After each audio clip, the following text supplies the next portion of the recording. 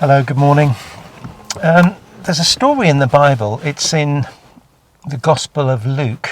I think it's Luke chapter 11. This is a story that Jesus told about a young man who went to his father and he said, basically, Dad, I can't wait till you die before I get my inheritance. So will you, divide up your property and give me my inheritance now, please, so that I can go and have a bit of fun before you actually die? And amazingly, the father actually does this. He gives all the money to the boy and he goes off and he wastes it on, fancy living and prostitutes and drinking too much and blah, blah, blah, blah, blah. And eventually he ends up in a right old state, having to work for somebody who's a pig farmer. And in that culture back then, pigs were an absolute no-no. So it was the lowest of the low. It says in the Bible, eventually, Jesus said in the story, eventually he came to his senses and decided to go back to his father.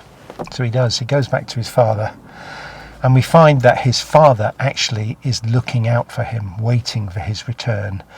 And he runs across the fields to meet him, and he hugs him, he embraces him, and he puts on a great big party for him. There's another bit at the end of the story about what happens regarding the other son, who's a very faithful son who never leaves his father. But this story in the Bible is called the story of the Prodigal Son. Well, that's how it's kind of listed in the titles, but I think it could just as easily be called the story of the loving father. And I believe it's a metaphor for how our Heavenly Father loves us. The fact that he is waiting for us to return to him. He's eagerly waiting for us to come to him so that he can run across and meet us and embrace us. And I think that's rather lovely.